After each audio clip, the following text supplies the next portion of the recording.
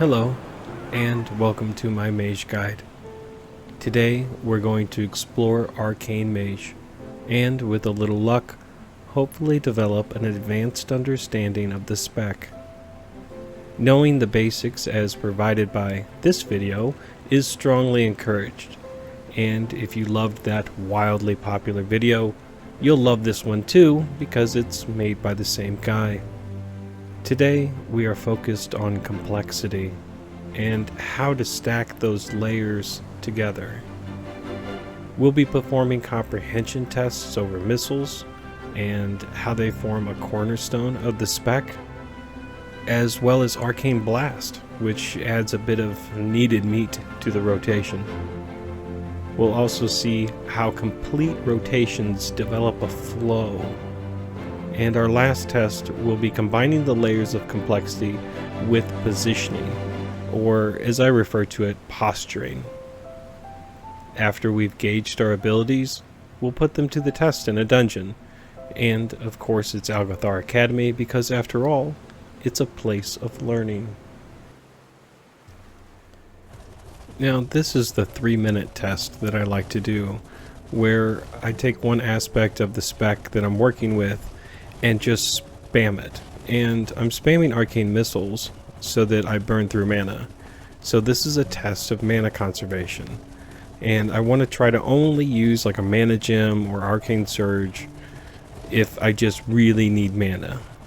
So as you see here, it's 146k DPS, just spamming missiles. And a lot of that comes from the 4-set bonus of the arcane artillery. This next test has not only arcane missiles, but it's using Arcane Blast more efficiently, and it's only using missiles as needed. So not only am I having to conserve mana, I'm also having to work around the nether precision buff that you get after you clear cast.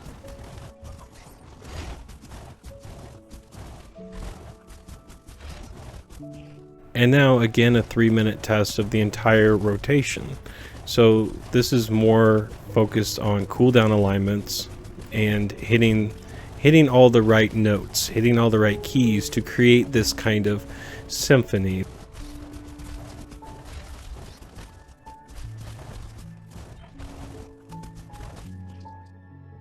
And finally we have posturing, where we're stacking these layers of complexity again. But this time we're being mindful of where we are in relationship to the mob. And in this example, of course, the best place would be right where I'm standing.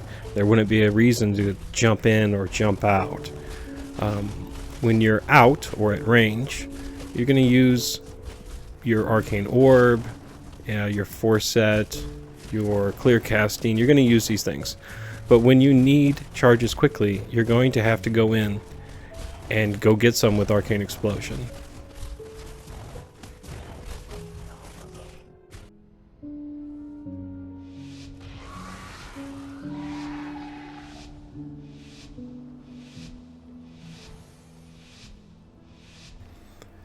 So we have to keep in mind all the complexities we've learned, but we also have additional complexities, and that's environmental complexities. You're in a dungeon, so you have to work with what group dynamics are going on. You have to work with actual mechanics from the mobs. You have to use personal or group defensives. So it adds this other layer to it. So if you feel like you're doing really good on a training dummy, but you just can't put it into practice, well, maybe it has to do with posturing, which you'll see in these next few pulls of these plant guys.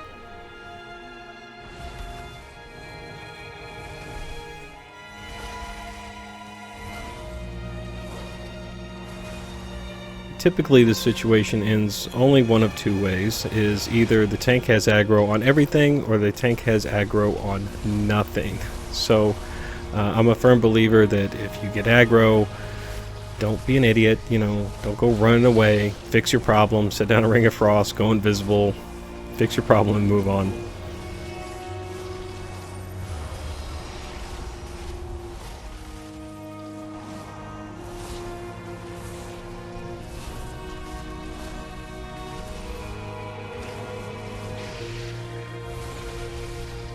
So in Algathar, typically this is my best pull, or the last pull is my best one, so it's either the first or the last pull is going to be my best pull the whole dungeon.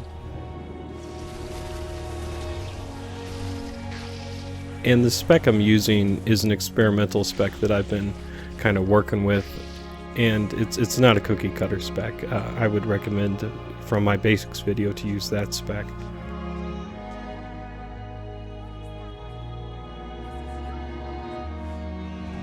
But it certainly is fun, and it also works around a neat little trinket I got.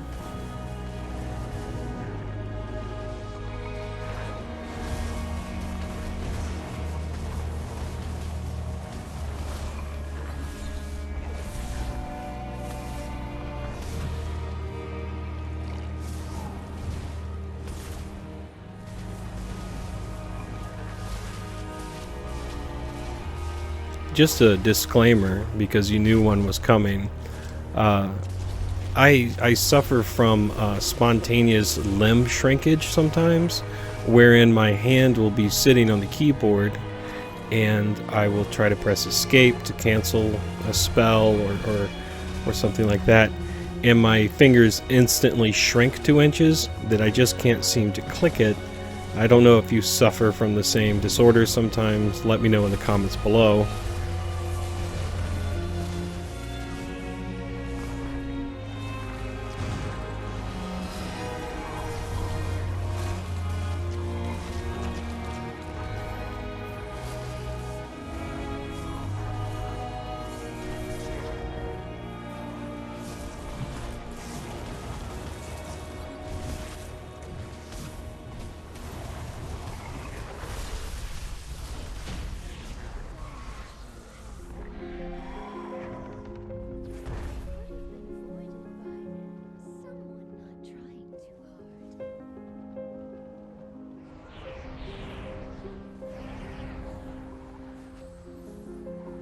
This group is fairly evenly matched.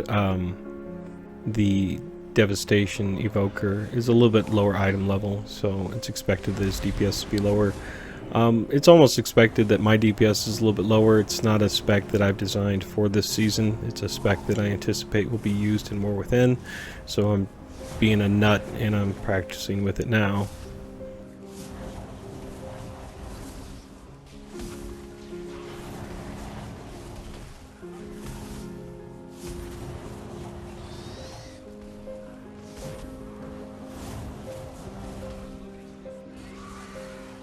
I'd like to apologize to all viewers at this point for this boss, just so you know I do mess up some mechanics. It's that hand disorder that I was telling you about that strikes when you least expect it.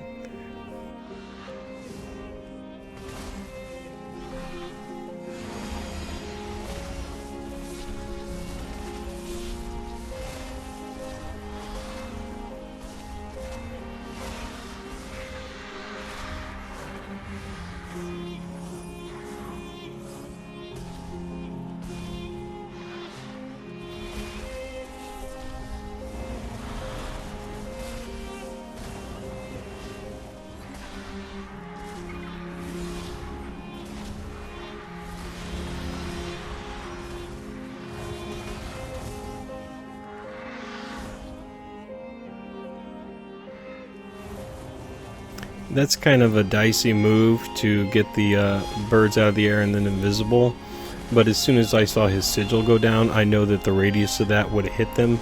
Otherwise I could have hit them invised and they could have went to, I mean, the healer for all I know. But I knew that the tank had some sort of control over it, that's why I did it.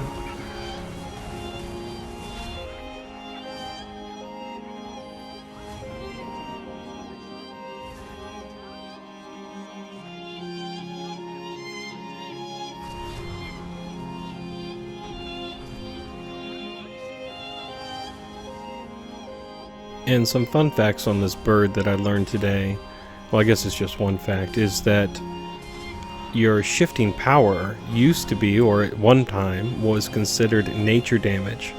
So that if you were silenced or anything like that, you would be locked out of nature. Well, to an Arcane Mage, you really didn't care, because, you know, that's your only nature spell.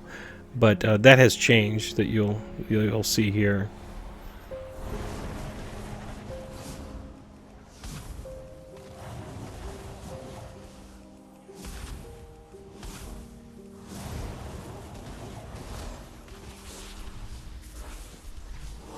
And also keep in mind how many charges I have at any given time and what I'm doing to recover those charges. Just in this boss and throughout the dungeon, if I'm low on charges and it's only one mob, I'll Arcane Orb a couple times to get those 4 charges.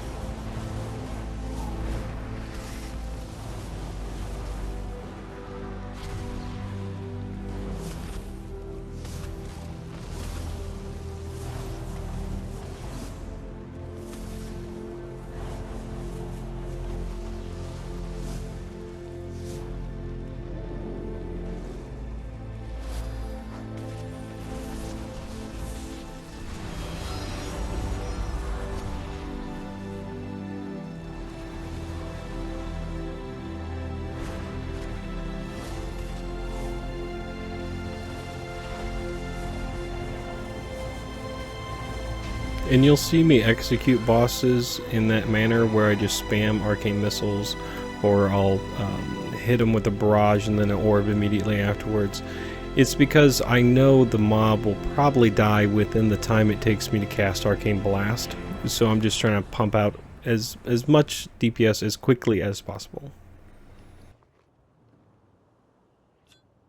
With this spec I have to use Mana Gem, so it really needs some refinement, I believe. I think that it should be just an infinite number of charges, because they don't align well with when I feel you would use them in about 6 of the dungeons of the current season of Dragonflight 4, or Season 4.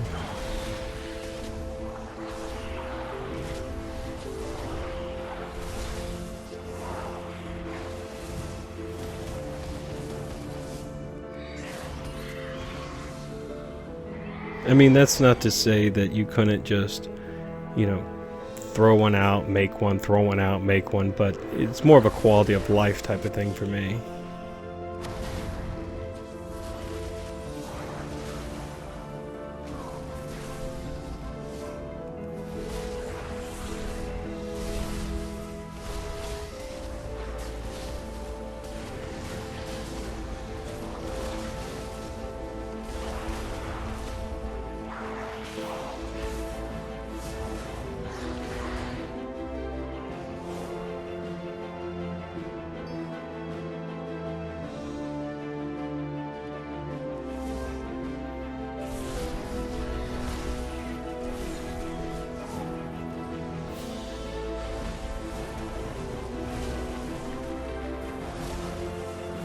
I also feel as an Arcane Mage, you're constantly testing the anxiety level of your tank whenever you throw out an Arcane Orb and it lands, you know, 2 inches in front of the mob.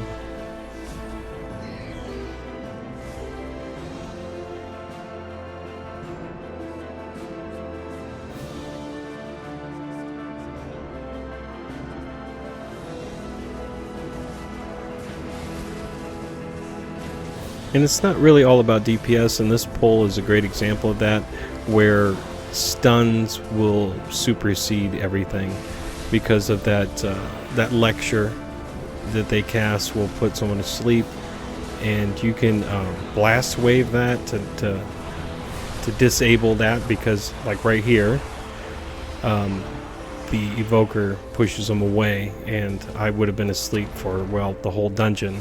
Imagine if that was your healer. So that's why stuns become so critical on that pull.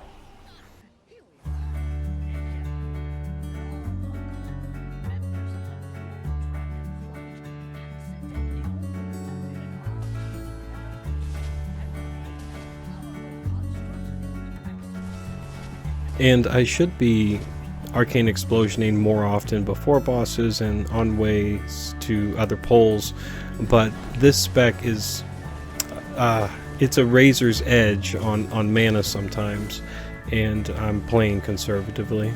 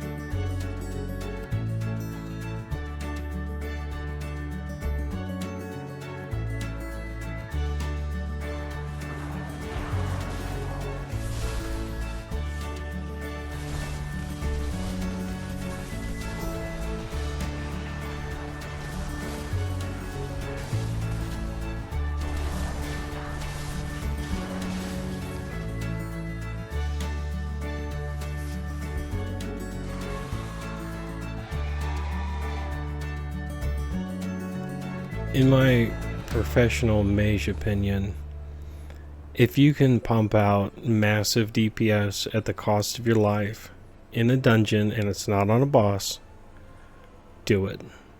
It's worth it. It feels so good. It's almost like you're a crazed maniac at the front lines of some war and you've got 2 machine guns in your hand and you're just like, I don't care if I die, I'm going to take out all these people with me.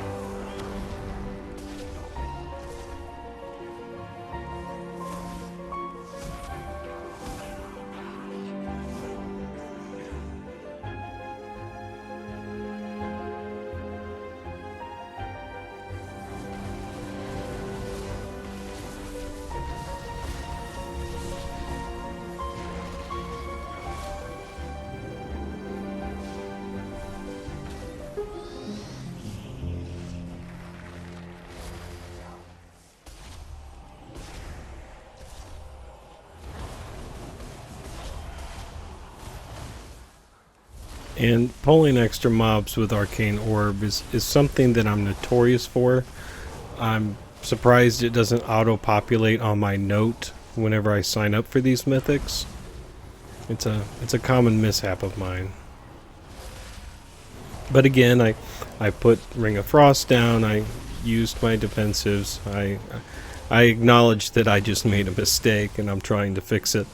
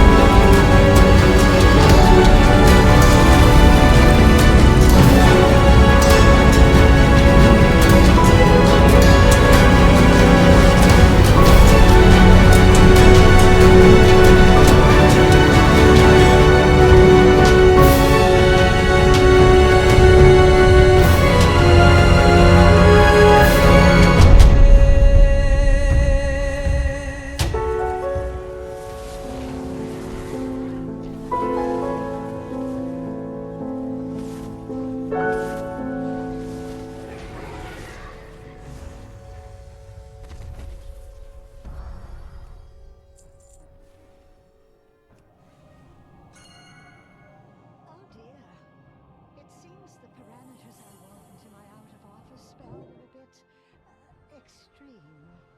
Thank you for all your help in getting the school ready.